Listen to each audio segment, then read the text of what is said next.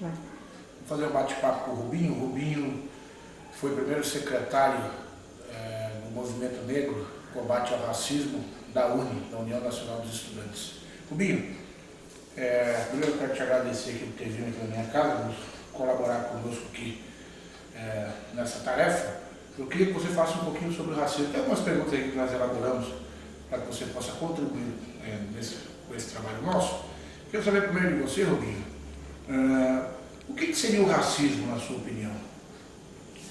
Bom, a ideia de racismo é quando uma maioria deixa em condições desfavoráveis uma minoria em prol do proveito próprio, ou seja, ela subjuga, uma maioria subjuga uma minoria. Que no Brasil essa tese não existiria porque, segundo o IBGE, a população negra e parda do Brasil chega a 56% da população brasileira. Então não seria uma minoria. Mas a tese do racismo é essa.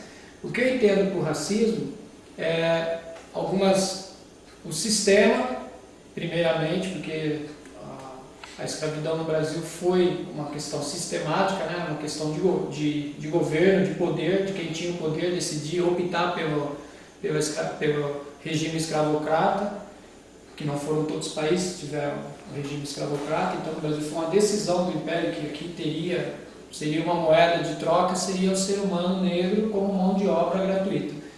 E nos dias de hoje, o racismo, ele ainda tem alguns, vamos dizer assim, que ele tem alguns lugares onde ele permeia, porque existem as condições para se praticar o racismo.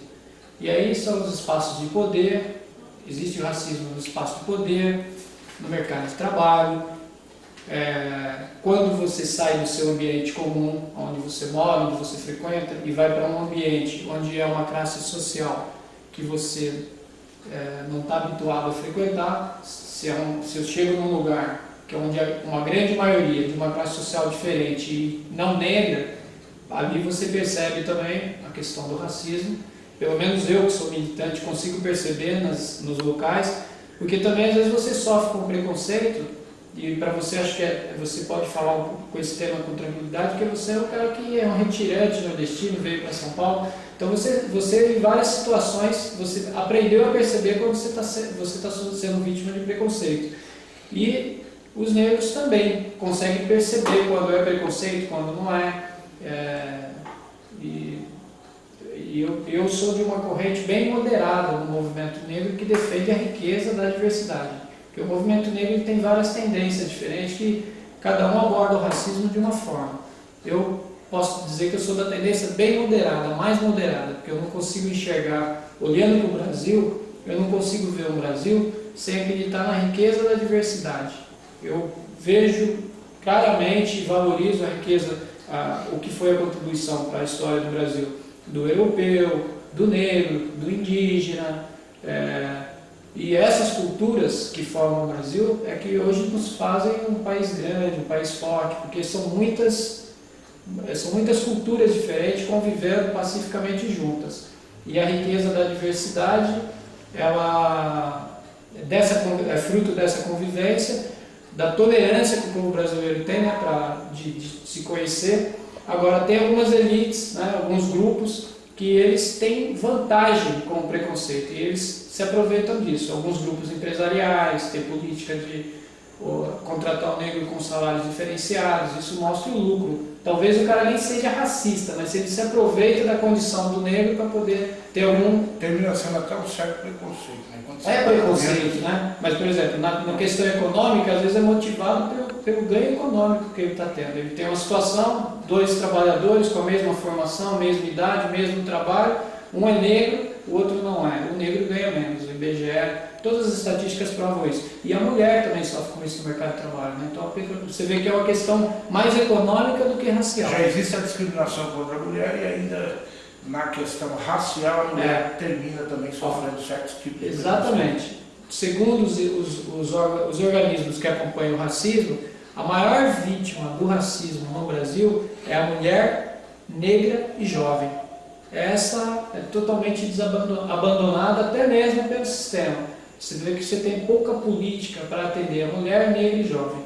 E aí são os adolescentes, né, que se negra, a situação é pior do que a do homem negro, que aí ele é vítima de outros problemas. A mulher são vários os problemas onde ela é vítima. E a criança, o jovem, o adolescente? Ali, por consequência, né, criança, adolescente, mas acho que essa questão, a ênfase é maior na mulher negra e jovem, por conta da exploração também, da questão da sexualidade da mulher negra, né, e ela jovem, oriunda de uma família, na grande maioria, famílias desestruturadas, né, que aí vem a condição também social, pobre, negra, mulher e uma família desestruturada, você imagina quantos problemas essa pessoa não enfrenta. E para você, Rubinho, quais são aí os principais aspectos que você acha que ajuda a caracterizar o racismo? Os principais aspectos que caracterizam o racismo. Eu vou te dar um exemplo, eu acho, para vocês fazerem a reflexão. Aqui próximo, na periferia de Calmon Viana, uns 3 anos atrás, eu fui na inauguração de um supermercado, junto com uma amiga e um amigo que são de uma grande rádio na região, que faziam uma promoção. E aí, chegando lá, a um supermercado de uma rede japonesa, os proprietários, os principais dirigentes, eles são orientais. E na periferia de Calmon Viana, uma periferia da cidade de Poá, onde a grande maioria da população negra, bem na periferia. Quando nós entramos no mercado, primeira coisa que essa minha amiga radialista, que é a Patrícia Liberato, ela comentou, foi que nos caixas de mercado, eram mais de 30 caixas de supermercado. Ali é o cartão de visita do supermercado. Quando nós entramos no caixa, parecia que a gente estava na Europa. As meninas eram todas de olho claro, pele clara, cabelo claro. E quando a gente começou a adentrar no mercado por fundo, aí na parte do pacote, na parte de reposição de mercadoria e no estoque, aí 100% dos funcionários basicamente eram negros. Então ali a gente que milita e tal, a gente viu que houve ali uma ação administrativa para colocar os funcionários negros nos serviços mais inferiores e que no caixa eles optaram por não ter meninas negras, porque a gente viu várias meninas negras trabalhando no mercado. Então isso é o racismo hoje no Brasil. Preconceito e racismo. Isso é um preconceito, racismo e ainda a serviço de um marketing econômico que a própria teoria do marketing, as próprias pesquisas de marketing mostram que essas pessoas que ainda praticam isso, e são várias as redes, tem muitas redes de restaurantes, se vocês prestarem atenção, que não tem garçons negros. Não tem de jeito nenhum. Redes grandes de restaurante que não tem. Isso já é fruto até de processos no Supremo Tribunal Federal. E concluindo, Luiz, nessa questão, quando você tem essa questão, são empresários mal informados. Por quê? Porque a grande classe média, a nova classe média, a classe C, porque você já tinha uma classe média consolidada, de famílias bem estruturadas, famílias que vinham com uma condição melhor, conseguiam estudar melhor seus filhos. Essa classe média ela já existia no Brasil. A nova classe média ela é majoritariamente mestiça. São negros, afrodescendentes que estão ascendendo no mercado de trabalho, estão tendo acesso à universidade e estão assumindo os postos, estão tendo dinheiro para consumir. E os negros mais conscientes, quando eu entro num lugar que eu vejo que é uma empresa que tem uma política, nas empresas de aviação também a gente pode perceber. Pega um avião da Webjet, você vai ver a diferença. A Webjet tem a cara do Brasil, não estou querendo fazer propaganda não. Mas você entra na Webjet, você vê os funcionários, você vê piloto negro, você vê comissária negra. Você entra na TAM, eu acho que eu viajei uns 3 anos para encontrar a primeira comissária morena. Não é nem negra, mas morena. E a gente que milita nisso, a gente fica observando, eu sou mais atento para isso, né? Você vê que até as grandes empresas que deveriam ter pessoas de todas as raças, tem a miscigenação aí, eles preferem contratar mais as pessoas de pele de cor clara do que o negro. Isso a gente é perceptível, acho que todos nós percebemos. Isso é institucional, né? A minha mãe é nordestina. A minha mãe ela não conseguia emprego e a minha avó era branca, meu avô era negro, dos dois lados. Do lado do meu pai e da minha mãe. Então eu venho de uma família miscigenada. A minha avó, por parte de pai, tinha ascendência italiana, inclusive. E a minha avó, por parte de mãe, era branca e meus avós negros. A minha mãe, na infância, por ela ser, o pessoal no Brasil chama de mulato, de moreno claro, e minha mãe não é nem mulata. Meu pai é mais negro, minha mãe puxou mais para a mãe dela. E ela não conseguia emprego na juventude e ela falava muito bem pra gente. Minha mãe acha que racismo não existe, a minha mãe. Mas ela dizia que ela não conseguia emprego por conta dela mesma e tal. E ela tem, para a época dela, ela fez o científico, ela tinha uma escolaridade muito alta para a média de idade dela.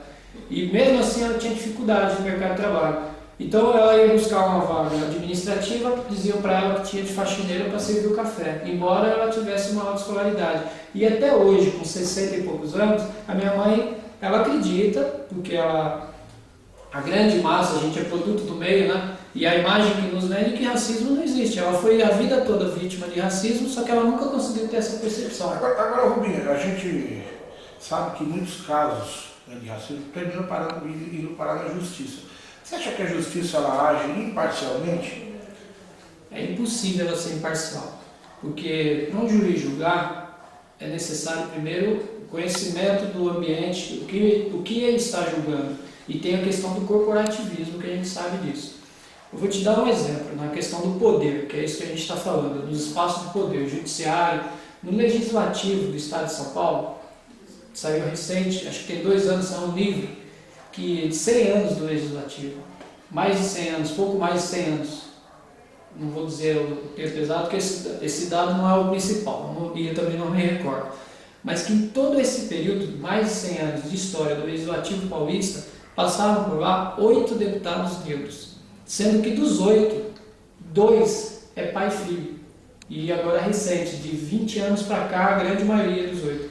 Então, como é que a gente sabe que a justiça muitas vezes é conivente com os espaços de poder? O poder no Brasil é um poder não negro, isso não é a Assembleia Legislativa de São Paulo, isso é o Congresso Nacional, é o Senado Nacional. Né? O Senado, eu posso dizer que a gente tem lá nomes, né, valorosos que lutam contra o racismo, e o senador Paulo Paim é um grande ícone nisso, a própria Marina Silva sempre militou nessa área também, por conta de ser uma mulher negra, mas o Senado brasileiro, por exemplo, é onde existe a principal resistência no Brasil para as políticas que tentam transformar o país num país mais igual, mais democrata e que também atenda as populações por igual. Né? Mas no Senado brasileiro, se você acompanhar um pouquinho algumas declarações que foram feitas por senadores, por exemplo, na discussão das cotas nas universidades, teve um senador de Goiás, acho que Demóstenes Torres, de Goiás, não posso estar errado do estado, mas o Demóstenes Torres, por exemplo, ele chegou a dizer numa sessão do Supremo Tribunal Federal, eu estava presente, a gente foi acompanhar o julgamento do Supremo sobre a questão das cotas na Universidade de Brasília, e ele disse o seguinte, que era besteira do movimento negro ficar dizendo a questão do racismo no Brasil. Ele disse, vocês pensam que as mulheres negras não gostavam quando elas eram abusadas na época da cultura de café? Elas gostavam, por isso que esse país é mulato.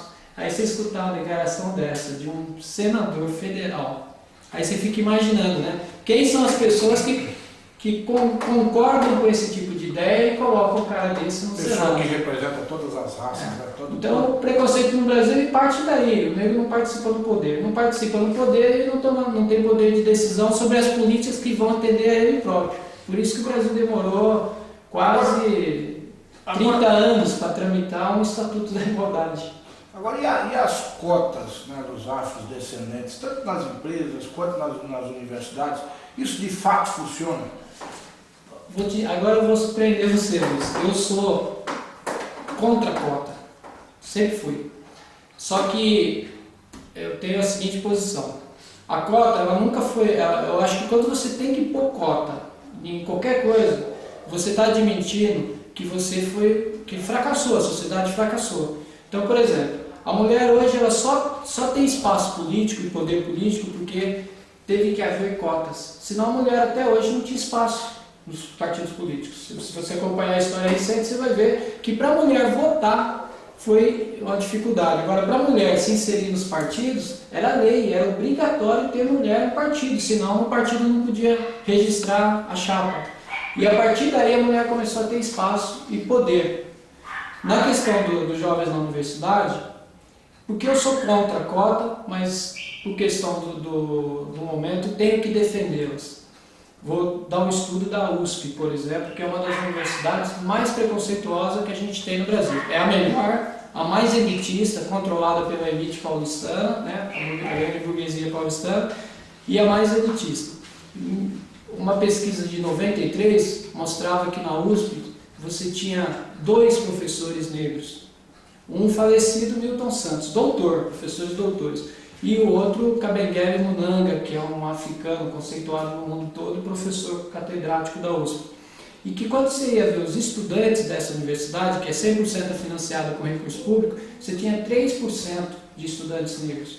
Desses 3% de estudantes negros, a grande maioria de famílias de classe média alta negra.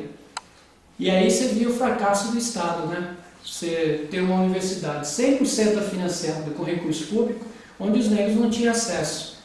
E a partir daí, eu entendo o seguinte, dizendo que sou contra a cota, mas ao mesmo tempo tenho que defendê-la.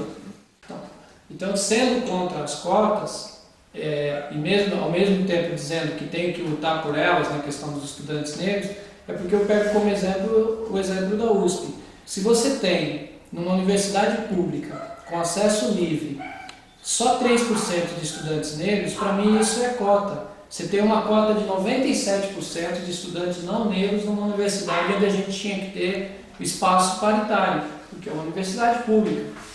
E aí alegam que a questão da meritocracia e tudo mais, se é mérito, então vamos instituir que a universidade pública é para estudante de escola pública.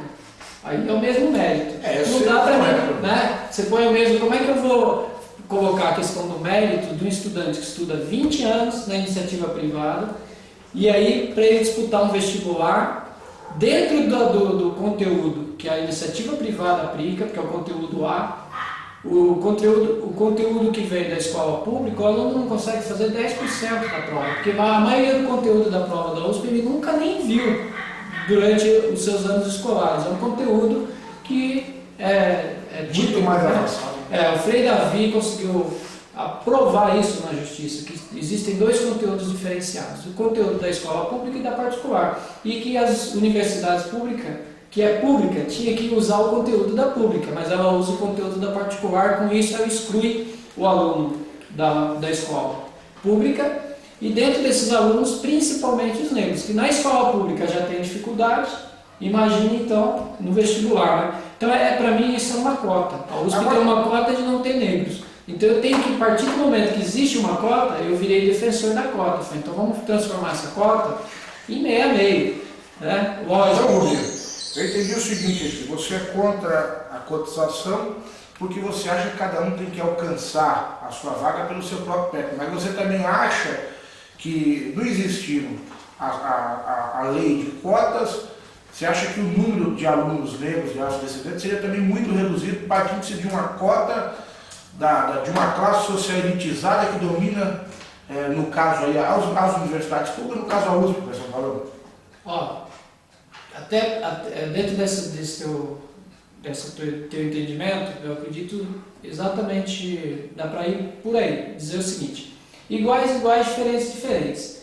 Como é que eu posso ter uma coisa que eu entendo como igualitária, que é o vestibular, acesso para todos, desde que você tenha estudado, e aplicar 2 conteúdos diferentes?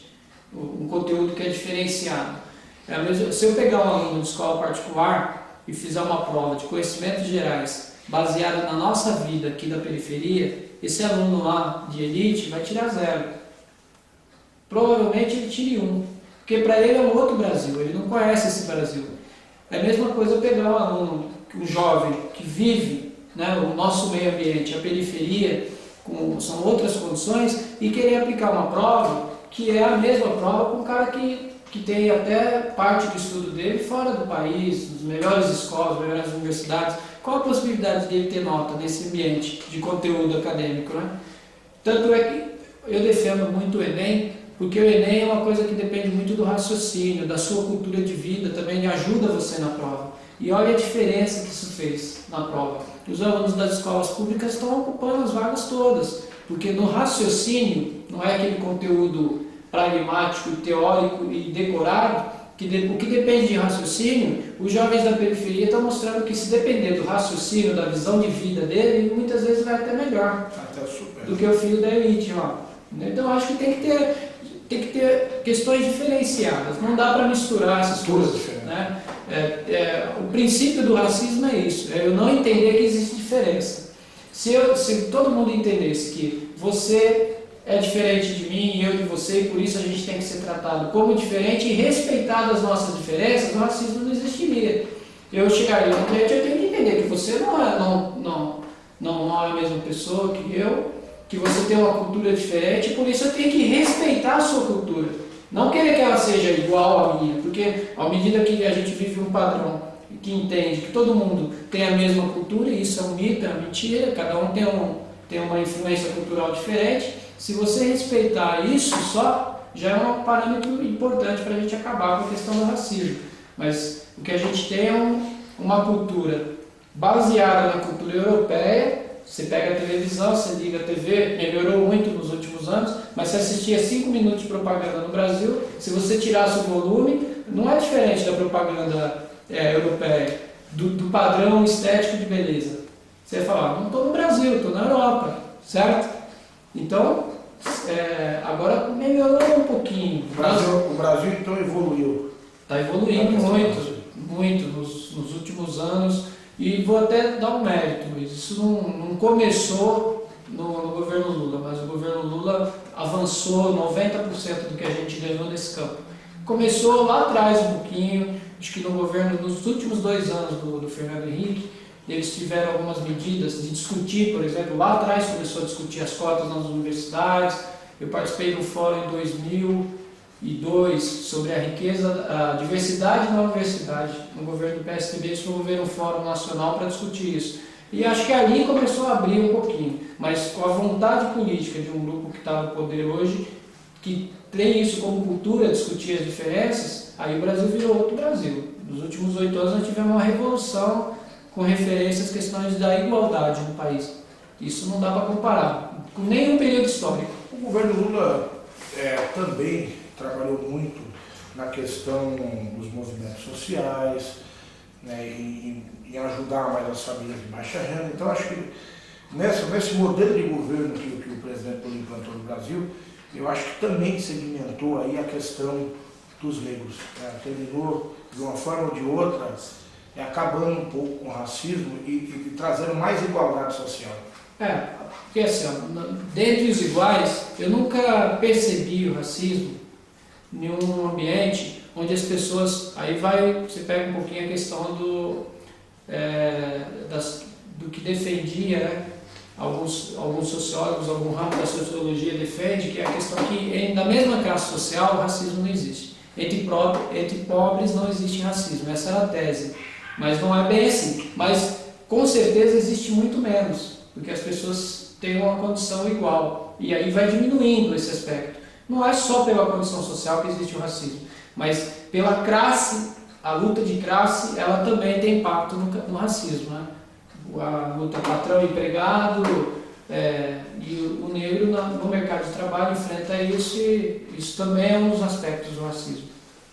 É isso aí, Rubinho. Agora, só para a gente finalizar, eu queria que você dissesse um pouquinho aí. A gente sabe que você é uma pessoa bastante experiente, você vem lutando pelo movimento negro aqui no Brasil há muito tempo. Que você faça um pouquinho dos seus projetos. Nós sabemos que você conseguiu instituir lá o portal Raízes. É importante, porque ali muitas pessoas já sabem que acessam o portal Raízes e terminam tirando algumas dúvidas, principalmente referente ao racismo. Qual foi o principal projeto que você criou aí nos últimos tempos contra a desigualdade racial? Bom, eu fui presidente do Instituto de Cidadania Raízes.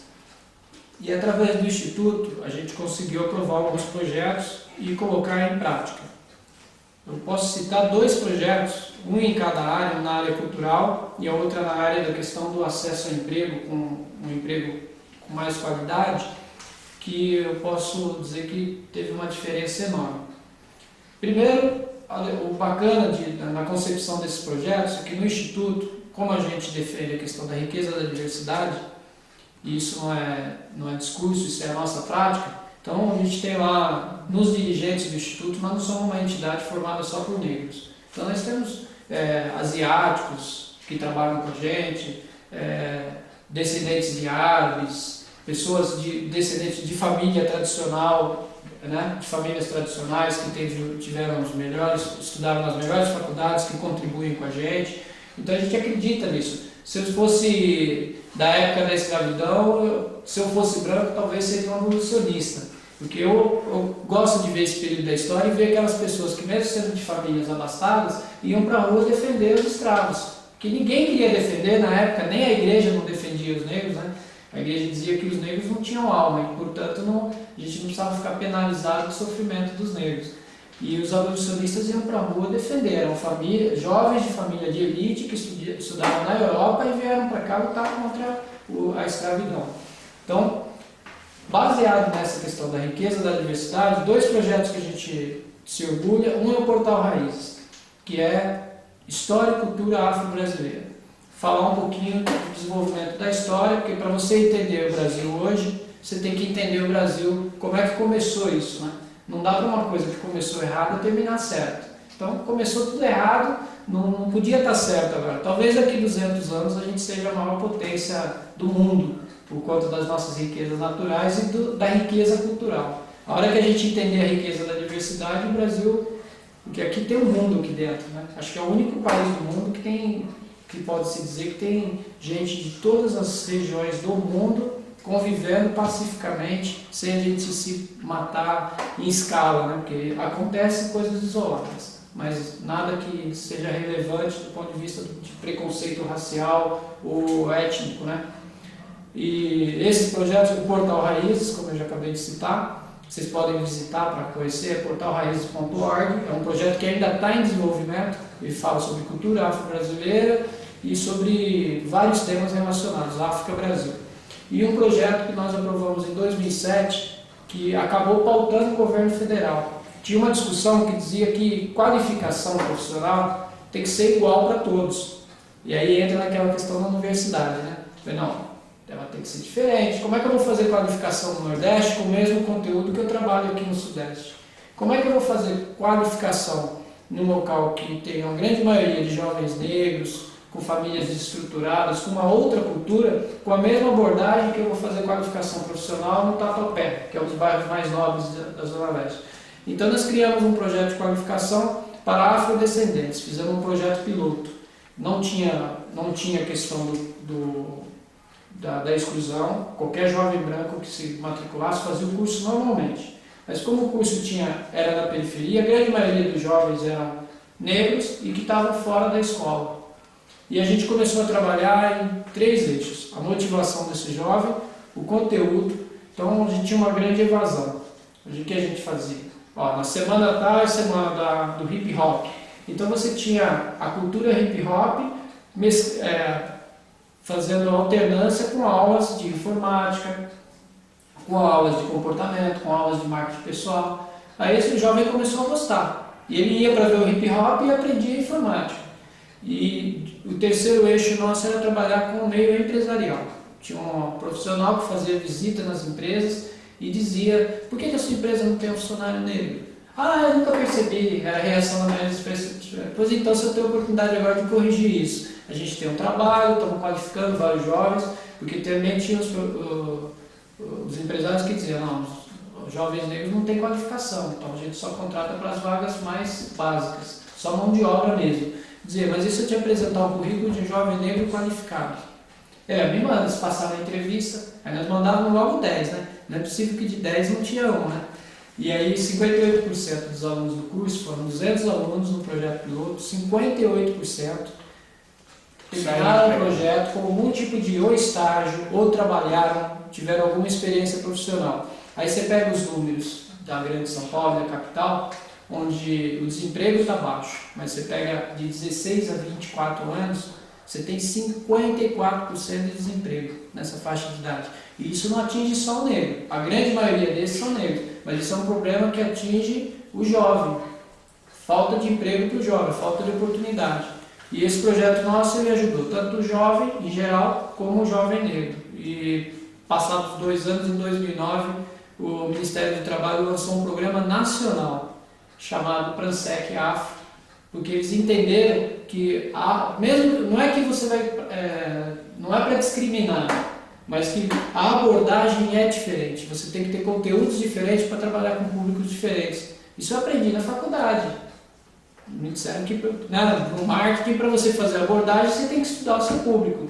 Então, se você tivesse uma abordagem diferenciada, você ia ter o público que você queria. Então, a abordagem nossa era focada no jovem da periferia, vamos dizer assim, não era nem só no negro, mas o jovem da periferia, e com isso a gente conseguiu o sucesso desse projeto. É isso aí. Obrigado, Rubinho, pela colaboração. Tá joia. Entrevista aqui, vamos ajudar esses 2 jovens aí a prestar um bom trabalho na faculdade. Obrigado pela oportunidade, para que esse trabalho sirva para a turma toda refletir um pouco sobre o tema. Visitem lá o Portal Raízes. E só fazendo uma pequena correção, porque a Uni é nacional, como o Luiz disse, está correto, e eu fui o primeiro secretário de combate ao racismo no movimento estudantil de São Paulo, que entendia que o racismo não existia, no ano de 2003, na UEE, que é a União Estadual dos Estudantes Universitários, né, de São Paulo, que é o braço do Estado da Uni Nacional. Muito obrigado.